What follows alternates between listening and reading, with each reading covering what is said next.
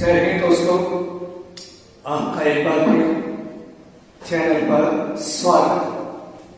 हम लोग आज सगवार किताब को पढ़ रहे हैं और यहाँ हमने सवाल कल हमने 45 क्वेश्चन किए थे।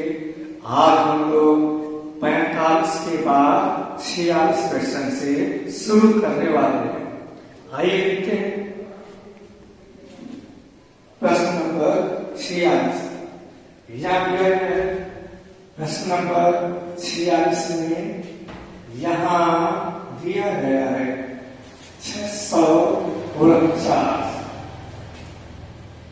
यहाँ 649 की दो बार गुणा हो रहे हैं, मैंने इसे बंद कर दिया। फिर यहाँ 351 की दो बार गुणा होती है, मैंने इसे भी बंद कर दिया। उसके बाद माइनस 649 गुणे 351 ये लिखा गया है और बटे में यहाँ 649 का 3 बार गुणा हुआ है, हमने घन लिख दिया। फिर प्लस 351 का 3 बार गुणा हुआ है, इसे भी हमने घन लिख दिया। फिर आइए देखिए, यदि हम 649 को ए मानते हैं और हम 351 को बी मान लेते हैं, तभी दोस्तों क्या बनेगा? ये बनेगा A square plus B square minus A B. और यहाँ बटे में ये बनेगा ए घन प्लस बी घन। दोस्तों हमने 649 को ए मान लिया और हम लोगों ने 351 को बी माना है। अब यहाँ इसका फार्मूला खोलेंगे, ए ब्रैकेट में ए प्लस बी और दूसरे ब्रैकेट में ए स्क्वायर प्लस बी स्क्वायर और माइनस ए बी। अब ये इससे कैंसिल हो गया दोस्तों, यहाँ बचेगा 1 बटे ए प्लस बी। अब दोस्तों बराबर 1 बटे यहाँ का क्या हमने माना है 649, ये का मान 649 है दोस्तों। और यहाँ बी का मान क्या है 351। जब यहाँ जोड़ेंगे दोस्तों ये हमारा आंसर क्या आ जाएगा 1 बटे 1000। दोस्तों यही हमारा आंसर हो जाएगा। सवाल क्लियर हो गया है। अब देखते हैं दोस्तों अगला क्वेश्चन हमारा सवाल 47। बहुत सिंपल सवाल है, भाषा का सवाल है। प्रथम अभाज्य संख्या कौन सी है? दोस्तों एक बात ध्यान देना, जब मैंने संख्या पद्धति का इंट्रोडक्शन पढ़ाया था तो वहां मैंने बताया था अभाज्य संख्या वो संख्या होती है जो किसी भी अन्य संख्या से नहीं कटे अपने और एक के अलावा। और वहां मैं बताया था कि पहली अभाज्य संख्या 2 होती है, 2 अपने अलावा और एक के अलावा किसी भी अन्य संख्या से विभाजित नहीं होने वाली है। दोस्तों तो यहाँ पहली हमसे पूछा है प्रथम अभाज्य संख्या, तो प्रथम अभाज्य संख्या हमारा 2 आएगा और यही आंसर हो जाएगा। हम देखते हैं दोस्तों इस सवाल नंबर हमारा 47 था। हम देखते हैं दोस्तों सवाल नंबर 48। यहाँ देखेंगे सवाल नंबर 48। बहुत ध्यान से समझना, आसान चैप्टर है और बहुत ही अच्छे ढंग से सवाल को समझाया जा रहा है। दोस्तों, सवाल नंबर 48 और हमारे 48 सवाल कहा गया है प्रथम 5 अभाज्य संख्याओं का योग क्या होगा। या देखो, प्रथम 5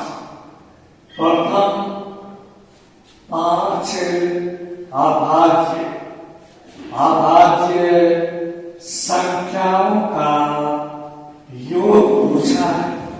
क्या देखिए दोस्तों, ये बात हम जानते हैं, पहली अभाज्य संख्या 2 होती है, दूसरी 3 हो गई, तीसरी 5 हो गई, चौथी 7 हो गई और 5वीं 11 हो गई। या 9 नहीं लेंगे, 9 हमारी विषम संख्या है, ठीक, अभाज्य नहीं है। तो ये हमारे 5 अभाज्य हो गए। अभाज्य संख्याओं से अर्थ मैंने बताया है ऐसी संख्याएं जो अपने अलावा और एक के अलावा किसी भी अन्य संख्या से नहीं कटे। ये जो हमारी 2, 3, 5, 7, 11 है, ये अपने अलावा किसी और से नहीं कटेगी। और दोस्तों, हमें इन्हीं संख्याओं का योग पूछा है। हम यहाँ सबको जोड़ देंगे, हमने यहाँ जोड़ दिया है। तो ये 3 को 5, 5 10, 10 7 17 हो जाएगा। ये वैल्यू क्या आ जाएगी, ये वैल्यू 28 आ जाएगी और ये हमारा आंसर आ जाएगा। ध्यान दें दोस्तों, ऐसे सवाल बहुत इंपॉर्टेंट होते हैं एग्जाम की दृष्टि से। ठीक, हम देखते हैं अगला क्वेश्चन नंबर 50 कहा गया कि निम्नलिखित में से 49 कहा गया 50 से छोटी अभाज्य संख्याएं कितनी हैं, ये मैं समझा चुका हूं दोस्तों। जैसे 2, अब देखिए आप लोग, ये 2 है, 3 है, 5 है, 7 है, 11 है, 13 है, 17 है, 19 है, सभी क्या है, अभाज्य है। तो हम लोग ऐसे आगे बढ़ते बढ़ते 50 तक देख लेंगे और सबको हम लोग ले लेंगे, वही हमारा उत्तर हो जाएगा।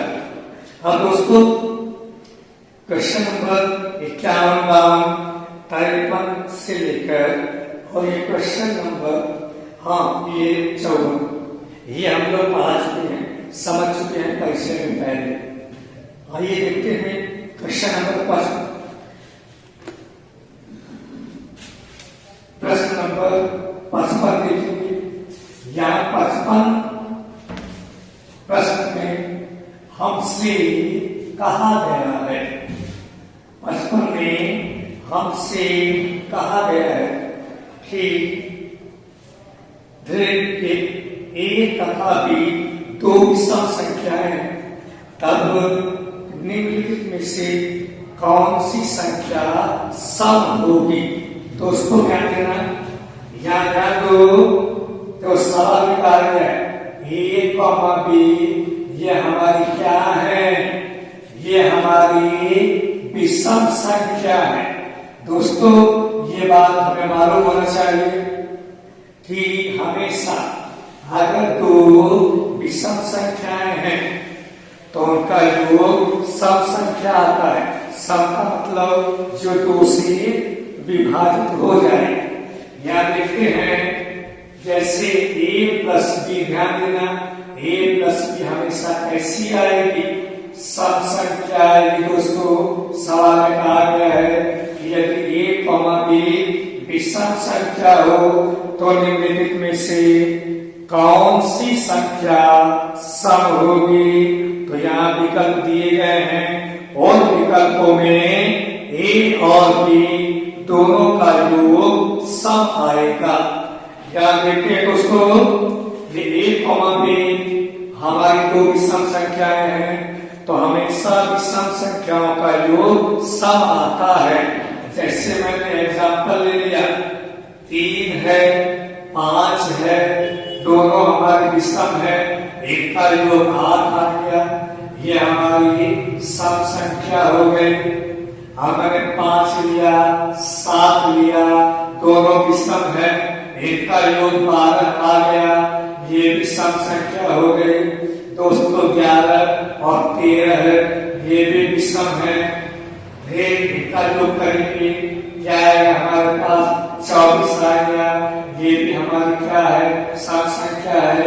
तो यहाँ से निष्कर्ष निकलता है कि यदि दो संख्याएं हमारी आपकी विषम होती हैं तो उनका योग हमेशा सम संख्या आता है। आप लोग समझ गए होंगे। अब आगे देखते हैं। अब देखिए प्रश्न नंबर 56, या देखिए प्रश्न नंबर 56। यहां देखते हैं प्रश्न नंबर 56। दोस्तों यहां दिया गया है कि 56 प्रश्न संख्या 56 और यहाँ 56 में कहा है निम्नलिखित में से कौन सी संख्या प्राकृत संख्या का वर्ग नहीं हो सकता। हमसे पूछा है निम्न में से कौन सी संख्या प्राकृत संख्या का वर्ग नहीं हो सकता है। ध्यान देना, नहीं हो सकता। या दोस्तों या देखने के लिए हमें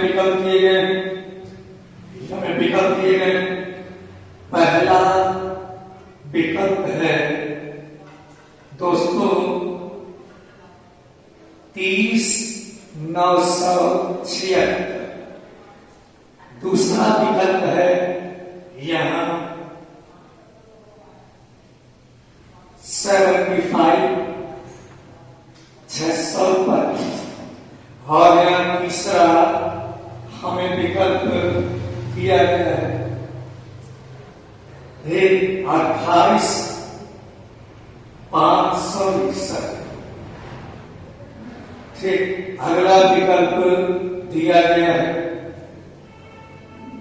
ठीक, अगला विकल्प हमें दिया गया है 14,36,42। ध्यान देना दोस्तों, ये दिया है। इसमें पूछा गया है कि निम्नलिखित में से कौन सी संख्या वर्ग नहीं हो सकती है। ध्यान देना दोस्तों, इसका आप लोग कॉन्सेप्ट समझ लें। इसका आप लोग जो है कॉन्सेप्ट समझिए। यहाँ सभी विद्यार्थी बहुत ही ध्यान से समझेंगे। पर ध्यान देना, जितनी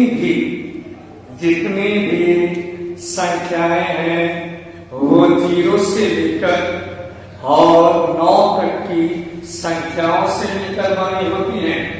0, 1, 2, 3, 4 इस तरीके से लेकर 9 तक जितनी भी संख्याएं होती हैं इन्हीं संख्याओं से मिलकर बनी होती हैं सभी संख्याएं।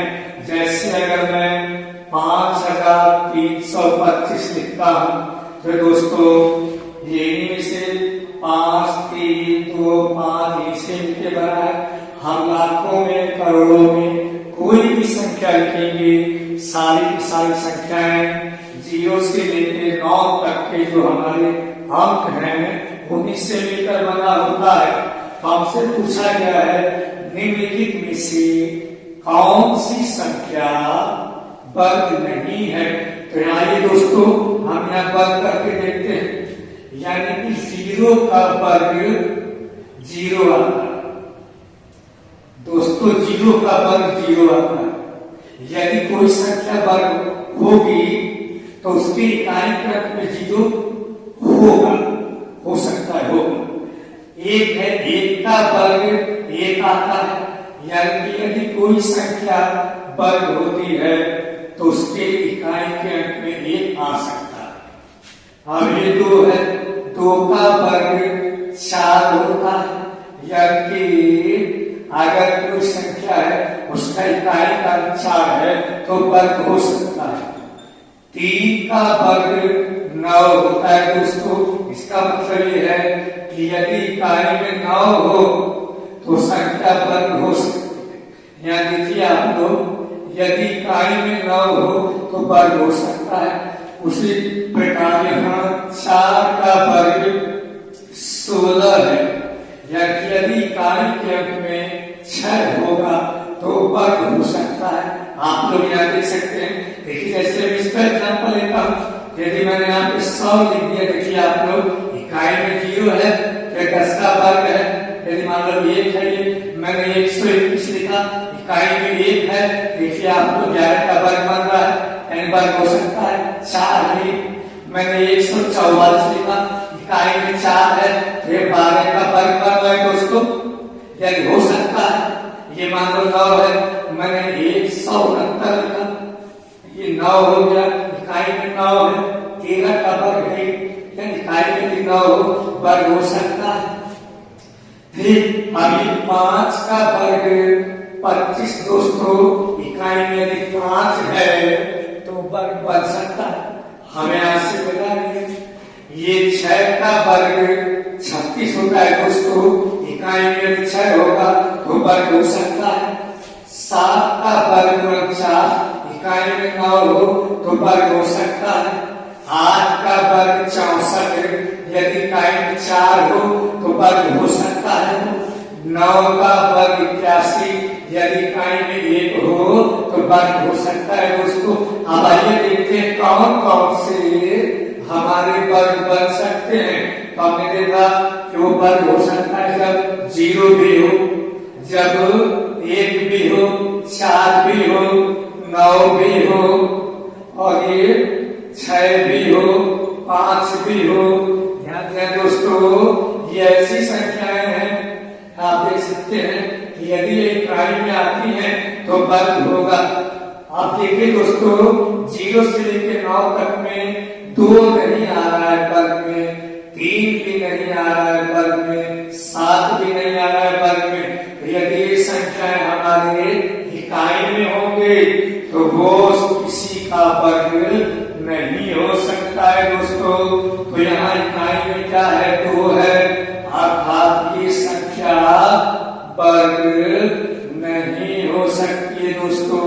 यहाँ इकाई का अंक 2 मैंने बताया, यहाँ देखो मैंने आपको बताया कि 0 से लेकर 9 तक की संख्याओं से ही सभी संख्याएं बनती हैं।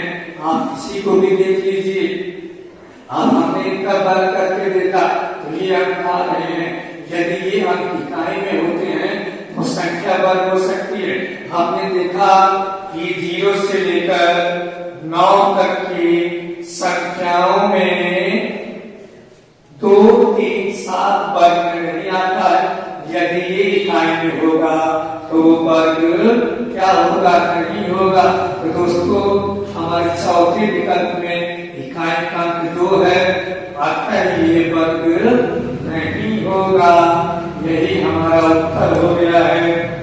ढंग से समझ लेंगे, वीडियो को बार बार देखेंगे, बहुत अच्छे ढंग से हमने कॉन्सेप्ट को यहाँ समझा दिया है।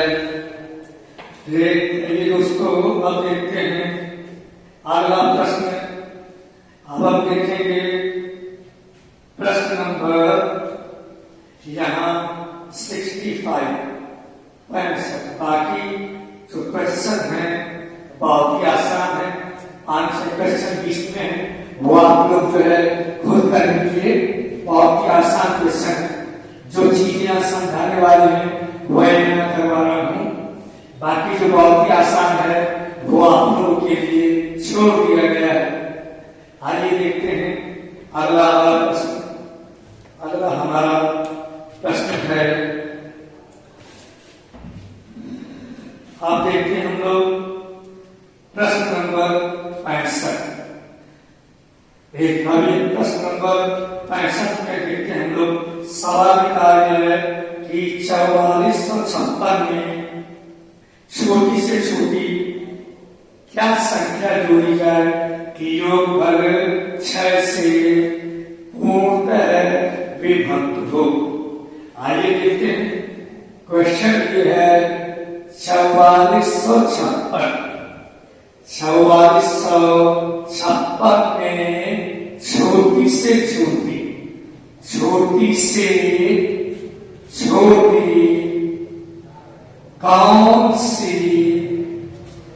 संख्या जोड़ी जाए। कौन सी संख्या जोड़ी जाए कि योगफल योगफल 6 से विभक्त हो। ये हमारा प्रश्न है दोस्तों, ये हमारा प्रश्न है। 4456 में छोटी से छोटी कौन सी संख्या जोड़ी जाए कि योगफल 6 से विभक्त हो।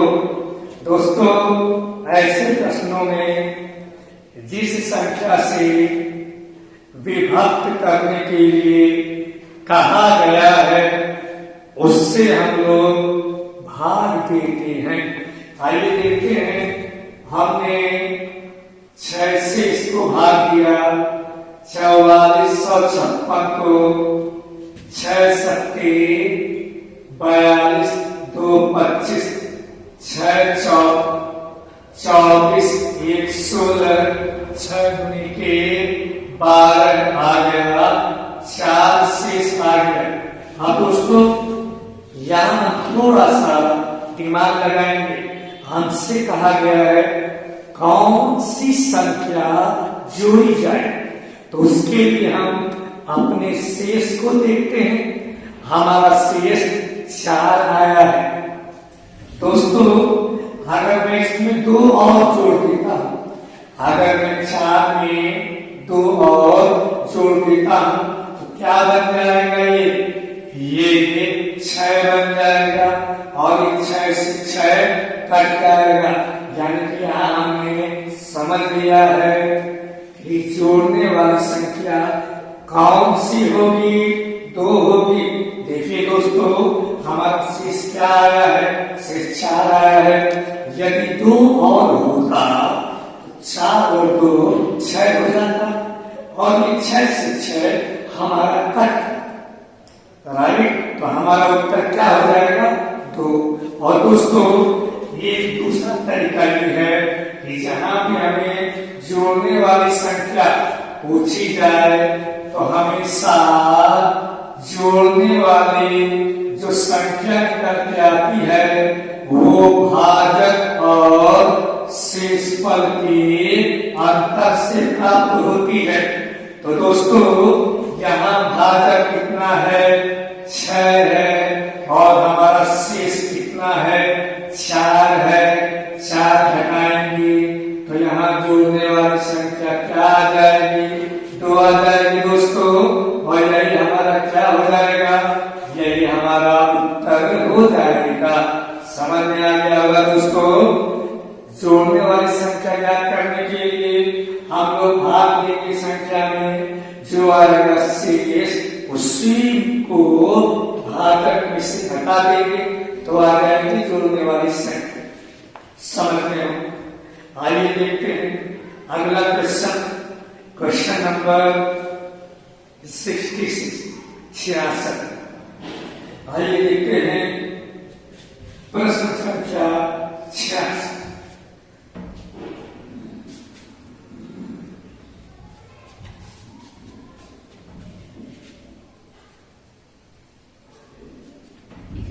दोस्तों, 66 प्रश्न में कहा गया है कि 9217 के समीपतम, 9217 की समीपतम कौन सी संख्या है? समीपतम कौन सी संख्या है जो 88 से विभक्त हो जाए? दोस्तों, ये हमारा प्रश्न है।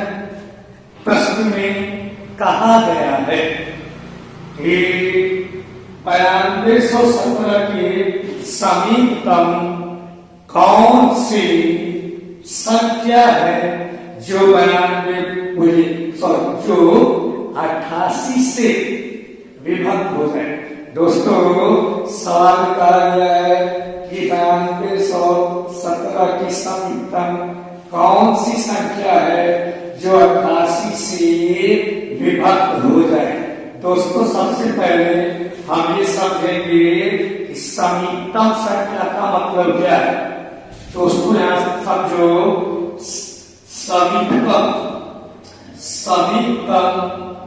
संख्या का अर्थ क्या होता है, हम यहां समझेंगे। दोस्तों समीपतम संख्या का जो हमारा अर्थ होता है, ये अर्थ ये होता है कि जैसे मान लिया कि मैंने एग्जाम्पल दिया 17 है, आप हमसे पूछे कि 17 के समीपतम कौन सी संख्या होगी जो 5 से विभक्त हो जाए।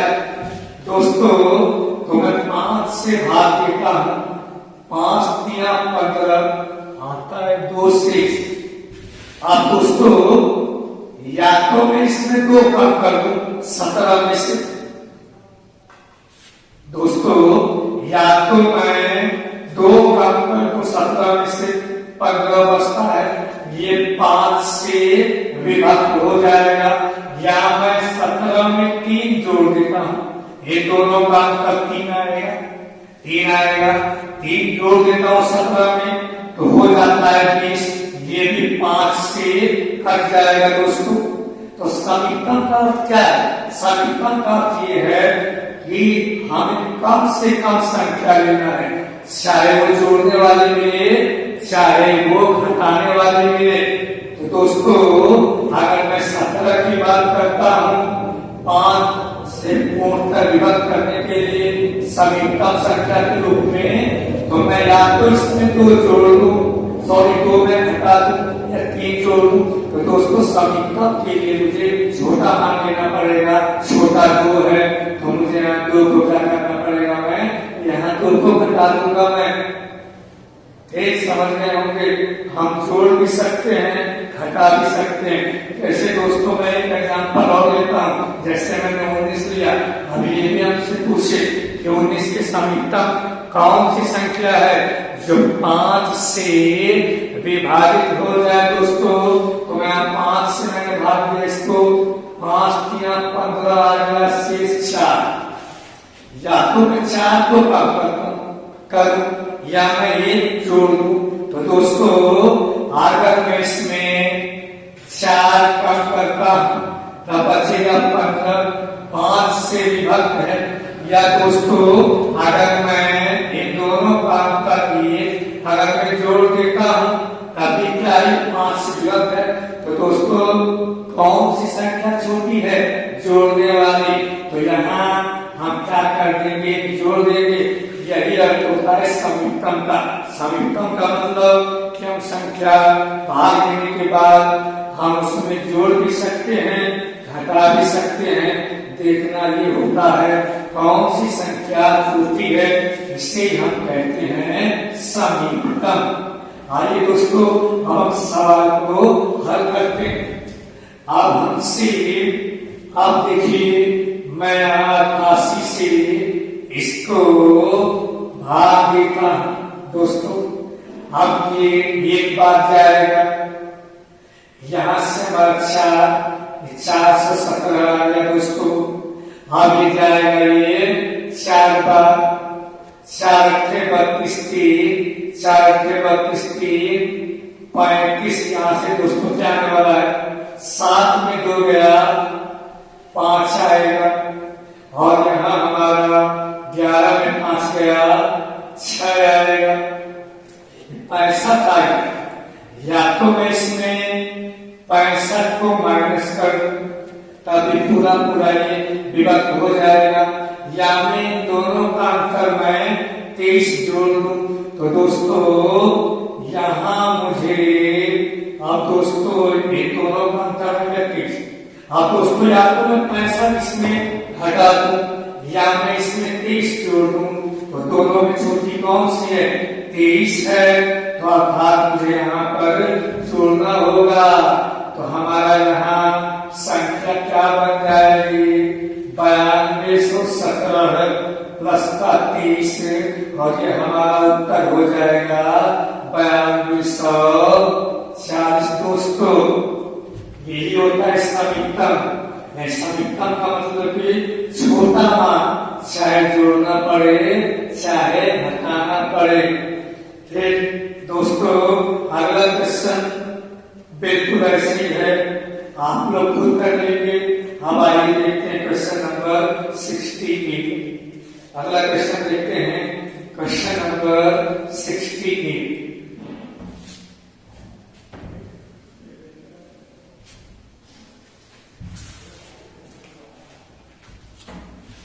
आगे क्वेश्चन नंबर 68 में हमसे कहा गया है कि 5 अंकों की बड़ी से बड़ी संख्या। दोस्तों 5 अंकों की संख्या बोला, 5 अंकों की बड़ी से बड़ी संख्या, 5 अंकों की बड़ी से बड़ी संख्या बोला है।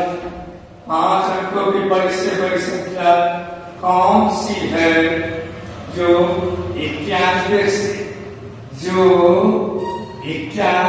से विभक्त है। ध्यान में दोस्तों हमसे बोला है 5 अंकों की बड़ी से बड़ी संख्या कौन सी है जो 91 से विभक्त।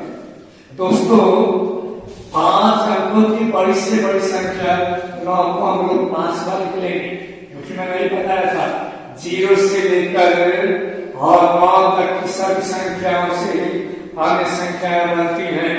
तो इनमें से बड़ा अंक कौन सा है? 9। तो इसीलिए यदि हमें बड़ी से बड़ी संख्या लेनी है तो 9 को 5 बार लिख लेंगे। अब हमसे 91 से विभक्त होने के लिए कहा गया है, तो हम यहाँ 91 से यहाँ हम लोग इसमें भाग लेंगे। ये 1 बन गया दोस्तों, यहाँ से 8 बचा, ये 9 बचा, भाग नहीं जाने वाला है। यहाँ में 0 बढ़ा दूंगा, ये मैंने 9 लिया, ये 9 बार जाएगा, 9 एकम 9, 9 81 0 और ये 8 भाग जाएगा और यहाँ फिर 9 ले लिया हम लोगों ने। फिर दोस्तों अब ये जाएगा, ये 8 बार जाएगा, 8 की एकम 8, 8 9 72, यहाँ से दोस्तों 1 आ गया, यहाँ 10 में 2 81 आ गया। अब दोस्तों अब हमें 5 अंकों की बड़ी से बड़ी संख्या निकालनी है। हम यहाँ दोस्तों को ध्यान देना होगा, या तो मैं इसमें 10 जोड़ दूं, अगर मैं 10 जोड़ देता हूं तो ये हो जाएगा 91 और फिर इससे कट जाएगा। लेकिन दोस्तों अगर मैं इसमें 1 भी जोड़ता हूं, सिंगल संख्या भी जोड़ता हूं, तो 5 अंकों की ना होकर 6 अंक की बन जाएगी। इसीलिए हमें क्या करना होगा, इसे घटाना होगा, क्योंकि हमें संख्या 5 अंकों में लेनी है। तो दोस्तों 5 अंकों में विभक्त होने वाली संख्या क्या बन जाएगी, हम इसमें से इसे घटा देंगे। ध्यान देना, विभक्त होने के लिए हमारे पास 2 कंडीशन है, या तो 10 जोड़ दे इसमें, 81 का 91 हो जाएगा और इससे कट जाएगा, यानी 81 को माइनस कर। तो यदि मैं 10 जोड़ता हूं तो 5 अंकों की ना होगा, 6 अंक की बन जाएगी। तो मुझे 81 को माइनस ही करना होगा दोस्तों। जब मैं 81 को यहाँ से माइनस करूंगा तो दोस्तों क्या आने वाला है, ये 9 में गया 8 आएगा और ये 9 में 8 गया, ये आएगा 99918। ये हमारा आंसर हो जाएगा दोस्तों। फिर अब दोस्तों आज हम लोगों ने सवाल नंबर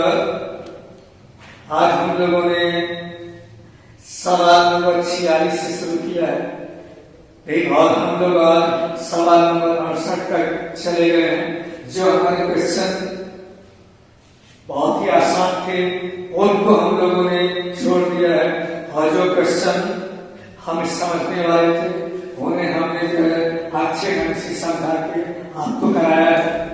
तो आज मैथ की क्लास इतना ही रहेगी, और आप लोग जो है वीडियो को ज्यादा से ज्यादा लाइक करें और ज्यादा से ज्यादा शेयर करें। जितना आप शेयर करेंगे आपको उतना ही जो है अच्छा सिलेबस मिलेगा। अभी हम लोगों ने स्टार्ट किया है, आपको और भी बहुत ही अच्छे अच्छे प्रश्नों की श्रृंखला मिलने वाली है। अभी हम लोग किताब से पढ़ रहे हैं, उसके बाद प्रश्नों को हल करेंगे जो कॉम्पिटिटिव एग्जाम के होंगे, और बहुत सारी बातें आपको सीखने को यहाँ मिलने वाली है।